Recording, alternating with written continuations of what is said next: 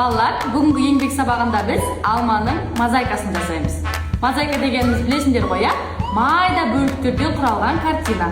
Алдарыңа барлығына алманың картинасын бөліп бердім. Соның ішін пластилиннің кез келген түсімен толтырамыз. Содан кейін макарондар мен пластилиннің үстін қатырамыз, ал екінші берілген марш пен жапырақтарды толтырып шығамыз.